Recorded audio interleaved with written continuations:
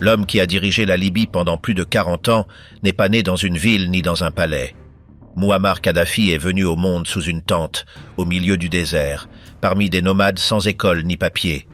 Son nom n'apparaissait dans aucun registre. Dès son plus jeune âge, il a compris que survivre était une question de force et de méfiance.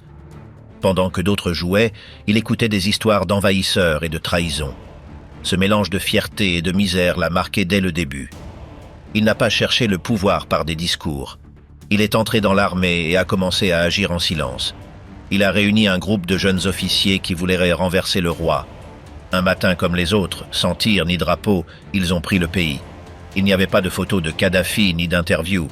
Mais à partir de ce jour, personne ne donnait d'ordre au-dessus de lui. Ce qui est venu après n'était pas un gouvernement, c'était autre chose. Un système fait sur mesure. Religion, doctrine et châtiment. Il a rempli la Libye de son visage, de sa voix et de ses règles. Il a inventé son propre manuel. Il n'acceptait ni doute ni rivaux. Celui qui le croisait disparaissait. Il changeait de vêtements, de ton, d'alliés, mais il ne changeait pas de méthode. C'est ainsi qu'a commencé l'histoire de l'homme qui a fini piégé sous terre, sans issue. Comment en est-il arrivé là? En l'an 1969, un groupe de jeunes officiers a pris le pouvoir en Libye. Sans tir ni résistance, ils ont renversé le roi Idriss, qui était hors du pays pour des raisons de santé. À la tête de ce groupe se trouvait Mouammar Kadhafi, un militaire d'à peine 27 ans, sans grade élevé ni expérience politique reconnue. Dès le premier jour, il a éliminé tout signe de monarchie et a proclamé l'arrivée d'une nouvelle ère. En quelques mois, il a pris le contrôle complet des médias, des institutions et de l'armée. Le groupe qui l'a accompagné au début a été réduit petit à petit. Ceux qui n'acceptèrent pas son style ou devenaient trop visibles étaient écartés sans préavis. Il ne permettait ni doute ni voie parallèle. Au nom de la révolution, il a accumulé les décisions et exécuté les changements sans consultation. Le pouvoir n'était pas partagé. Kadhafi a conçu un système dans lequel toutes les décisions importantes passaient par lui. Il n'a pas occupé de postes officiels pendant des décennies, mais c'était lui qui commandait. L'appareil d'État fonctionnait comme un réseau de structures parallèles, toujours subordonnées à sa volonté. La répression a été claire dès les premières années.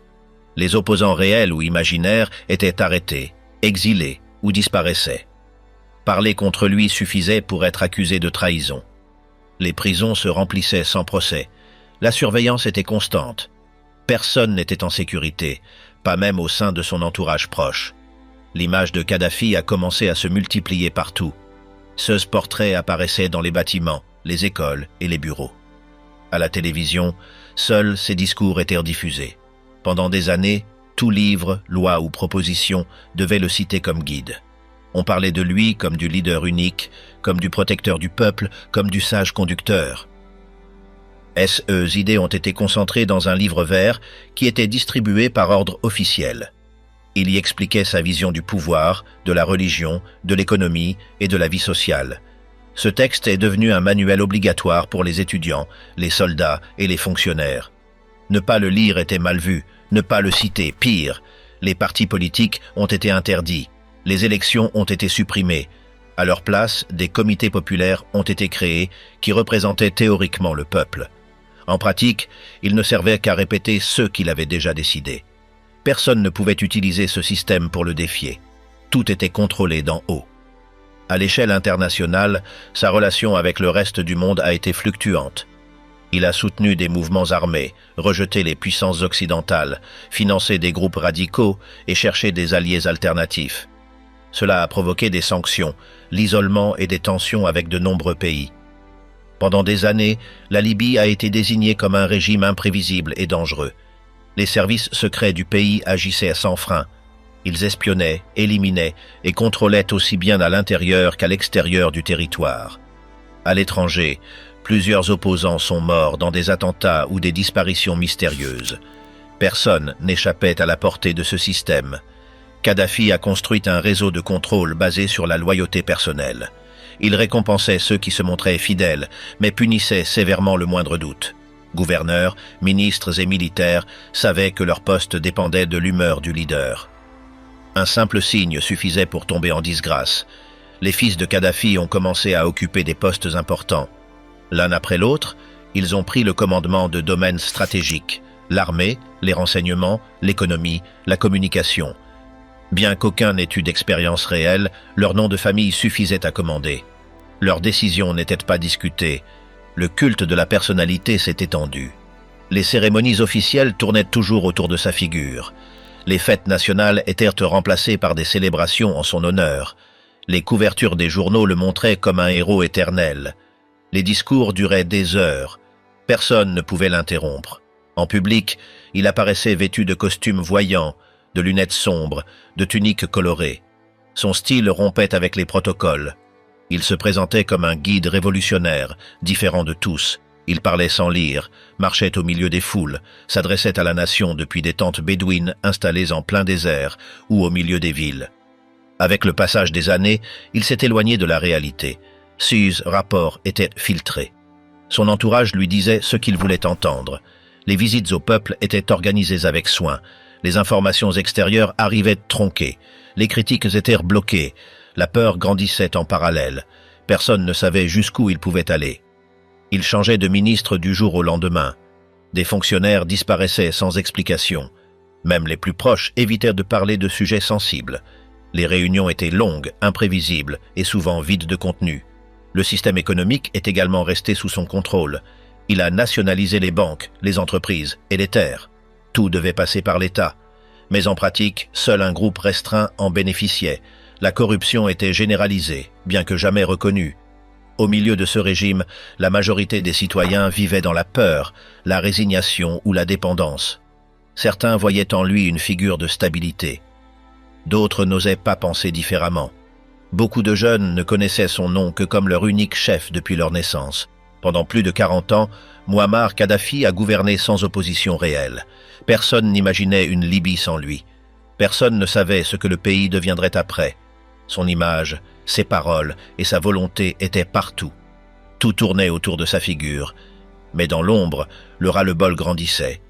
En silence, certains commençaient à s'organiser. Le monde avait changé, mais ils ne le remarquaient pas. Accrochés au pouvoir, ils ne comprenaient pas que le temps était compté. Très vite, ce qui semblait éternel allait commencer à s'effondrer. Au début de l'an 2011, dans plusieurs pays d'Afrique du Nord, des gouvernements qui étaient au pouvoir depuis des décennies ont commencé à tomber. En Tunisie et en Égypte, des foules sont descendues dans la rue et ont forcé le départ de leaders qui semblaient intouchables. En Libye, au début, le régime a considéré cela comme quelque chose d'extérieur. Kadhafi n'imaginait pas que quelque chose de tel puisse le toucher. Mais à Benghazi, la deuxième plus grande ville du pays, le malaise grandissait depuis un certain temps. La répression, le manque de liberté et le mépris du pouvoir central ont allumé une étincelle. Au début, ce fut une protestation limitée, avec des gens réclamant justice pour des abus. Mais quand les forces de l'État ont répondu en tirant, tout a changé. Les rues se sont remplies de fumée et de rage. Ce qui était une concentration est devenu une rébellion. La réponse du régime a été immédiate et brutale. Des troupes, des chars et des hélicoptères ont été envoyés dans la zone. L'ordre a été donné d'écraser la révolte sans considération. Des manifestants désarmés ont été abattus, des maisons ont été perquisitionnées, des routes ont été bloquées, la violence s'est propagée rapidement. En quelques semaines, le pays était divisé. Benghazi et d'autres villes de l'Est n'obéissèrent plus au gouvernement central. Elles se déclaraient libres du pouvoir de Kadhafi. Le drapeau de l'ancien royaume flottait à nouveau sur les places et les bâtiments. Les comités populaires ont disparu. Des milices ont été formées avec des civils et des militaires qui désertaient. Dans l'ouest du pays, où Kadhafi commandait encore, des marches de soutien étaient organisées, mais elles étaient forcées. Personne ne savait qui était avec lui par volonté et qui le faisait par peur. Le leader parlait à la télévision avec de longs discours, enregistrés depuis des lieux non identifiés, disant qu'il était aimé par son peuple et que tout était l'œuvre de drogués, de terroristes et de traîtres. La télévision d'État montrait des images répétées. Elle disait que la situation était sous contrôle, mais dehors, le monde regardait avec alarme. Les rapports de massacres, de tortures et de bombardements de quartiers entiers parvenaient aux chaînes internationales. La communauté mondiale a commencé à réagir. Le Conseil de sécurité des Nations Unies a approuvé des sanctions et a demandé la protection de la population civile. L'usage de la force a été autorisé pour freiner les attaques. Une coalition dirigée par l'OTAN a commencé à intervenir. L'espace aérien a été fermé aux avions libyens. Des bombardements ont été lancés contre des installations militaires. La situation a changé brusquement. Kadhafi est passé du contrôle total à un encerclement sur plusieurs fronts. Les milices rebelles avançaient. L'OTAN détruisait ses armes lourdes. Les villes qui répondaient encore au régime se retrouvaient sans soutien. À Tripoli, la capitale, l'ambiance était tendue. Dans les rues, il y avait des soldats, des tireurs d'élite et des barrages. Les gens sortaient peu. Certains fuyaient déjà à l'étranger. D'autres attendaient l'issue. Les communications étaient surveillées. La police recherchait des opposants maison par maison, mais la pression augmentait. Les discours de Kadhafi ne convainquèrent plus. Il parlait de dignité, de lutte, d'ennemis extérieurs.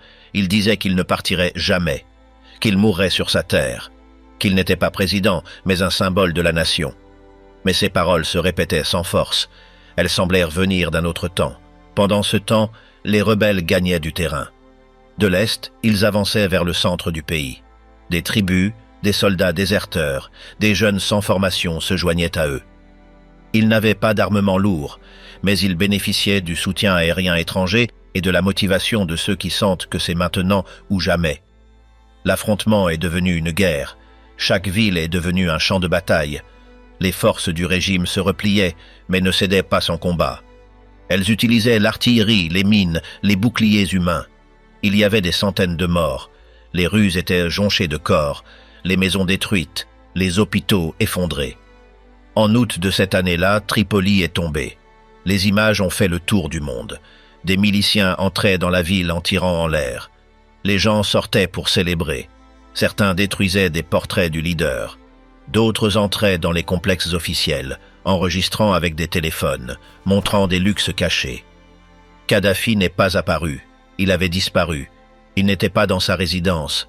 Il n'était pas dans les bunkers. Personne ne savait où il était. Certains pensaient qu'il avait fui à l'étranger.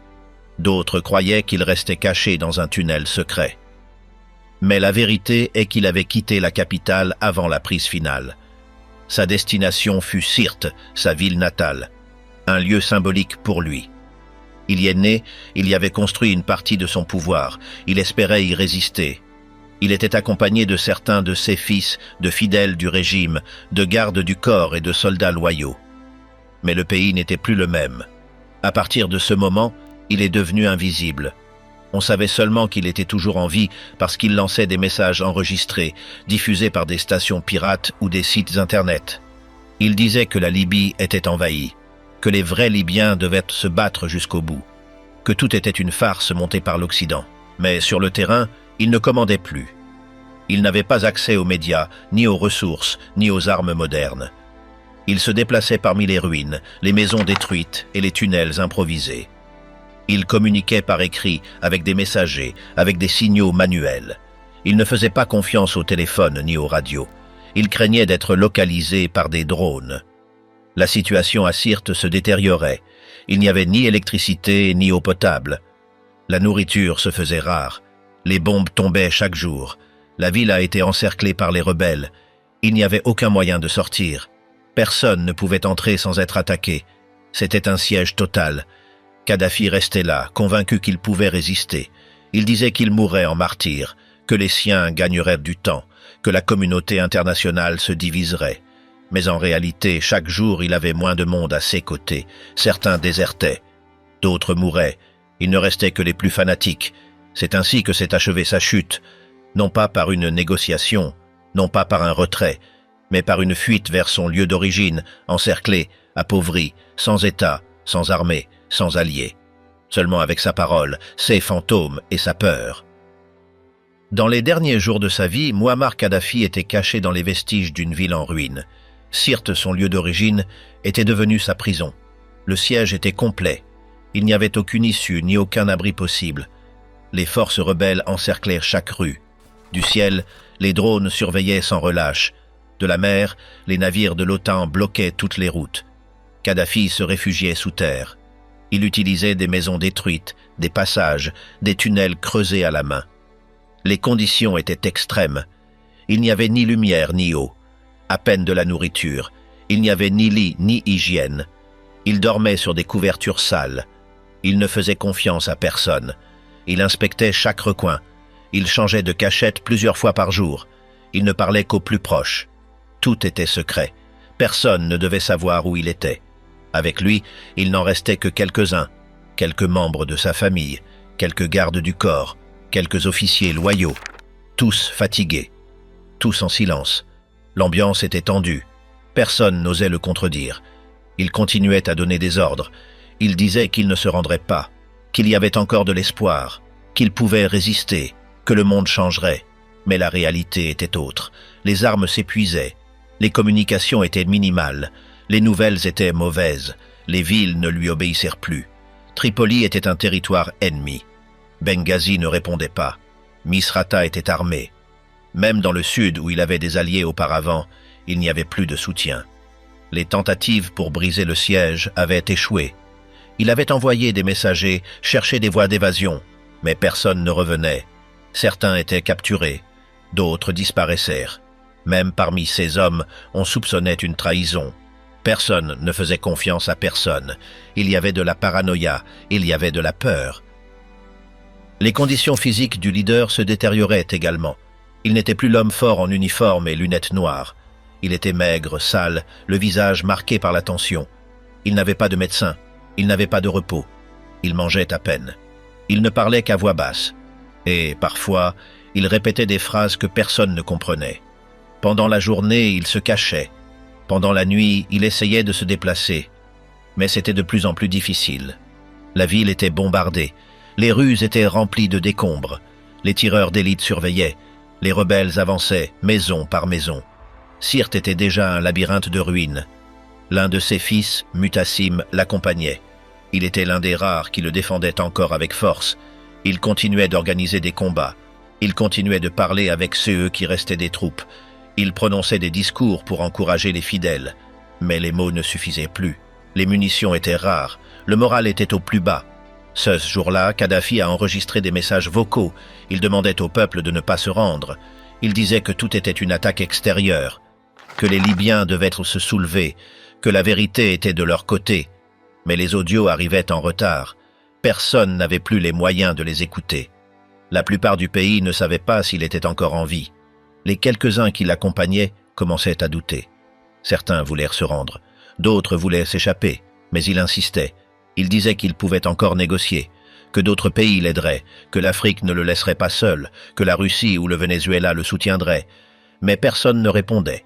Il n'y avait aucun signe de sauvetage. La tension était insupportable. Certains sont morts de maladie, d'autres de bombes. On craignait qu'il ne soit livré. C'est pourquoi il se déplaçait toutes les quelques heures. Personne ne savait où il irait ensuite. Même ses propres hommes ne connaissaient pas son emplacement exact. Les dernières nuits, il était question de fuir. Des routes étaient analysées.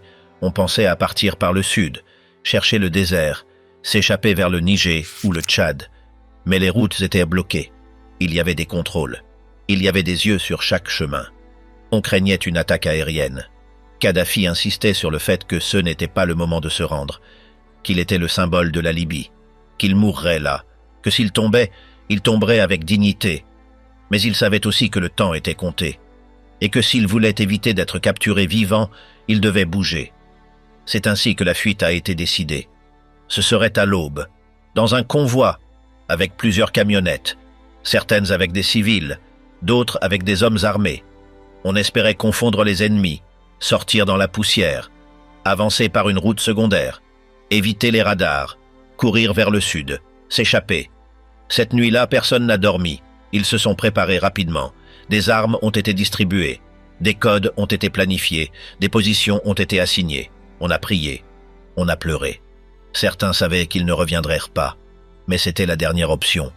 Aux premières lueurs du jour, le convoi est parti.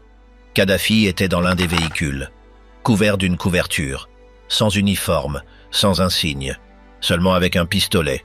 À côté, son fils Mutassim, également armé, également déterminé. Le reste était des gardes, certains blessés, certains effrayés. Le convoi a avancé.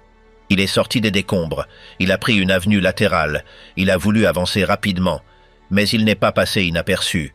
Il a été détecté par des drones. L'OTAN a été avertie.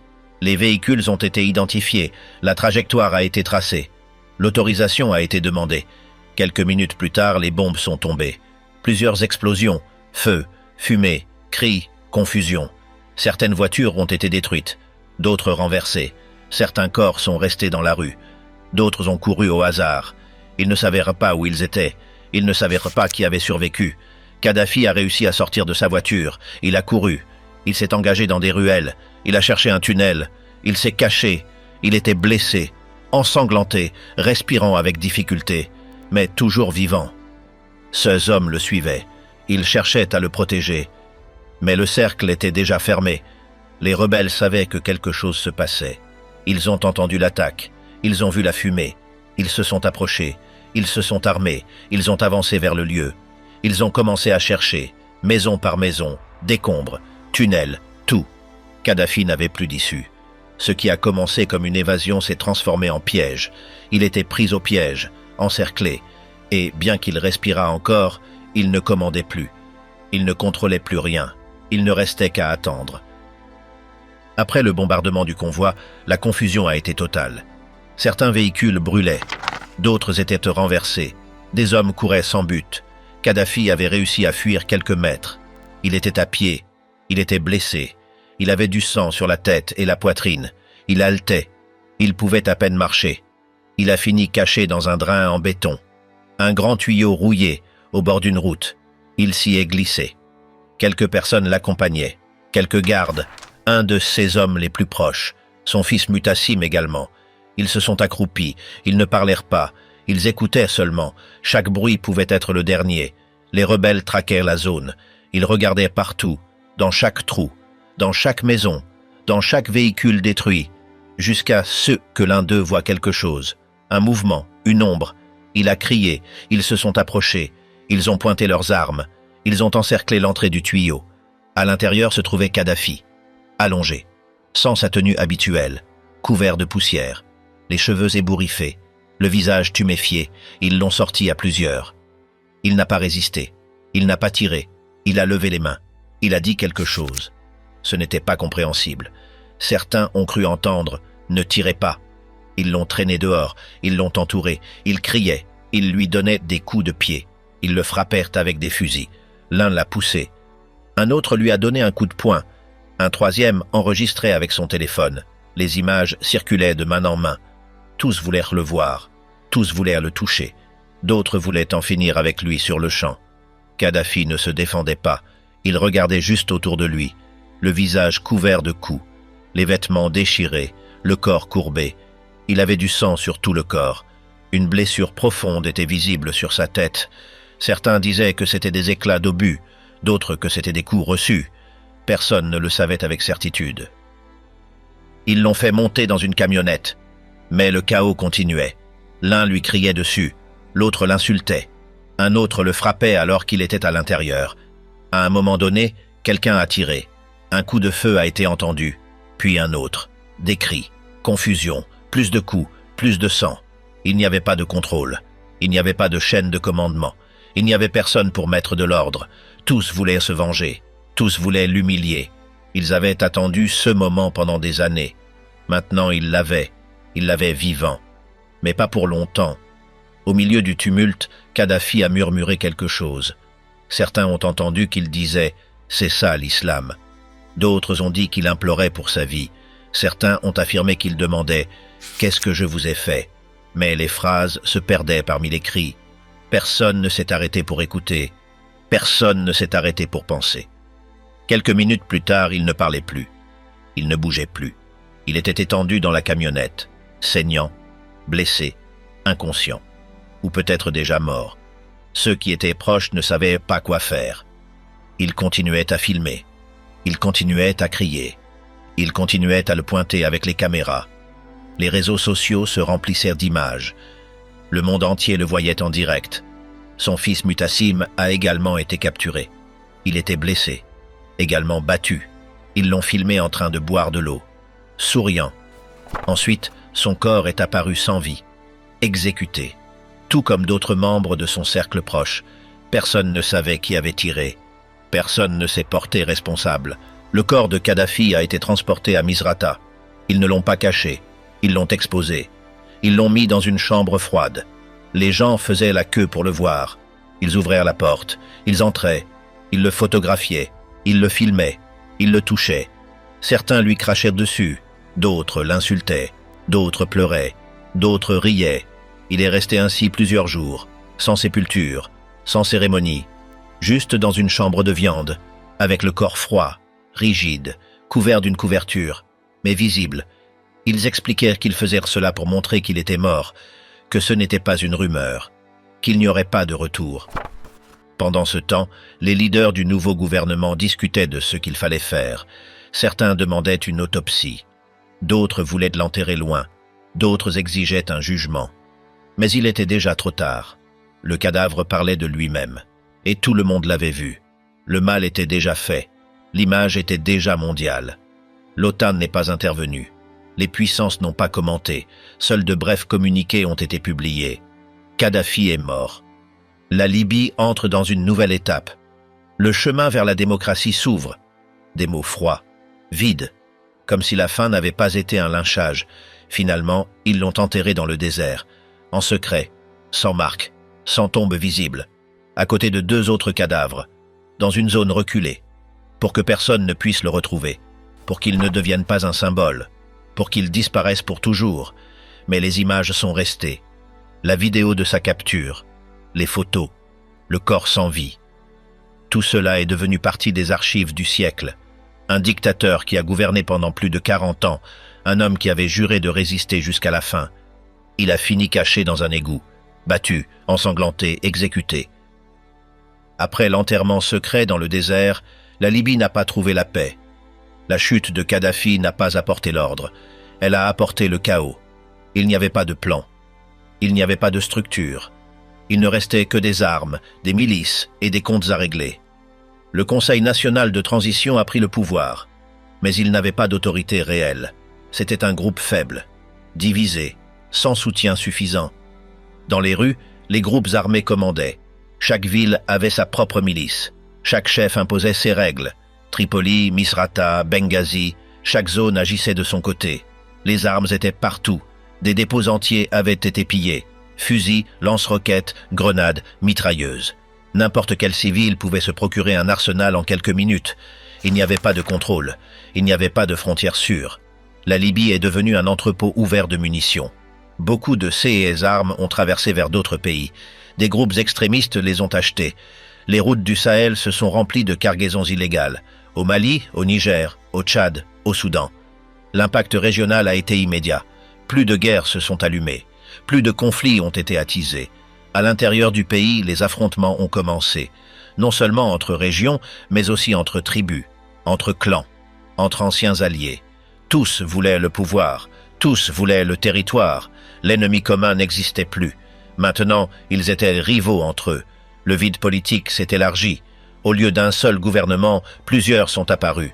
Certains basés à Tripoli, d'autres à l'Est, d'autres dans des bases militaires. Tous affirmaient être légitimes. Tous se disputèrent le pouvoir. Personne ne reconnaissait personne. De nouvelles figures ont émergé. Des généraux auparavant inconnus. Des seigneurs de guerre qui gagnaient en force à coups de balles. L'un d'eux était Khalifa Haftar, ancien militaire. Il s'est présenté comme un sauveur, mais aussi comme un homme fort, avec sa propre armée, avec son propre agenda. Les élections n'ont pas servi. La transition a échoué. La Constitution n'a pas été appliquée. Les promesses de démocratie se sont évanouies. Les institutions étaient faibles. La corruption a explosé et l'économie s'est effondrée. Le pétrole, principale source de revenus, a cessé de couler normalement. Des oléoducs coupés, des raffineries endommagées, des ports bloqués. Les exportations ont chuté. L'argent a disparu. Le chômage a augmenté. La pauvreté a grimpé et le mécontentement a grandi. Les services de base se sont également effondrés. Des hôpitaux sans fourniture, des écoles fermées, des pannes de courant constantes, manque d'eau potable. La population vivait au milieu des ruines, avec peur, avec rage, avec désespoir. Pendant ce temps, les pays qui avaient poussé à l'intervention regardaient ailleurs. La France, le Royaume-Uni, les États-Unis. Ils avaient aidé à renverser Kadhafi, mais n'ont rien fait pour reconstruire. L'OTAN s'est retirée. L'ONU a tenté de jouer les médiateurs, mais elle n'avait ni force, ni consensus, ni impact. Dans ce scénario, des groupes plus radicaux ont émergé. Parmi eux, l'État islamique. Il a profité du désordre, a attiré des partisans, occupé des villes, instauré sa loi, imposé des châtiments, exécuté des opposants, publié des vidéos. La Libye est devenue un autre front de l'extrémisme mondial. Dans la ville de Sirte, son ancien bastion, le groupe djihadiste a établi son centre. De là, il opérait, recrutait, entraînait, sèmait la peur. Il a fallu des années pour les en déloger, avec des combats, avec des bombardements, avec des pertes humaines. Mais le pays n'est jamais redevenu uni. Les divisions sont restées marquées. Les blessures ne se sont pas refermées. La justice pour les crimes du régime n'est pas arrivée. De nombreux anciens fonctionnaires ont disparu. D'autres se sont réintégrés dans le nouveau système. Certains ont fui, d'autres sont morts. La famille de Kadhafi s'est également dispersée. Certains fils ont été arrêtés, d'autres se sont échappés. L'un d'eux, Saïf al-Islam, a été capturé et jugé. Des années plus tard, il a réapparu. Il a dit qu'il voulait se présenter à la présidence. Il affirmait que la Libye avait besoin d'ordre. Beaucoup le soutenaient, d'autres le rejetaient avec haine. En Afrique, la mort de Kadhafi a été perçue avec méfiance. Certains le considéraient comme un dictateur, d'autres comme un leader africain fort. De nombreux gouvernements ont craint que le même sort ne se reproduise. Ils ont changé leur politique, accru la répression, resserré les rangs. Au sein de l'Union africaine, il y a eu des critiques. Ils ont accusé l'Occident de détruire un pays sans plan de sortie, de provoquer plus de dommages que de bénéfices, de laisser un désastre en cours. Les relations entre l'Afrique et l'Europe se sont tendues. Au cours des années qui ont suivi, la Libye s'est déchirée en morceaux. Le pouvoir qui se concentrait auparavant en une seule figure s'est dispersé entre factions, villes affrontées et commandements qui changeaient chaque semaine. Le pays est resté sans direction claire, sans structure pour organiser quoi que ce soit, seulement avec des territoires disputés et des contrôles qui variaient selon la zone. Les tentatives de négociation échouaient les unes après les autres. Les pactes duraient à peine, les trêves étaient fragiles et les affrontements revenaient facilement, des rues des quartiers aux champs pétroliers. La violence est devenue partie du paysage quotidien.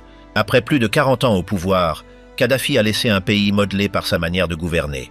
Sans institutions solides, sans relève préparée, sans administration fonctionnelle. Quand il a disparu, tout le système s'est effondré. Sa fin n'a eu ni cérémonie officielle, ni adieu public. Il ne restait que l'image de son corps sans vie, partagée pendant des jours, comme la dernière scène de quelqu'un qui avait tout contrôlé et a fini sans protection, sans alliés et sans pouvoir. C'est ainsi que s'est achevé Mouammar Kadhafi, l'homme qui se faisait appeler le guide de la révolution.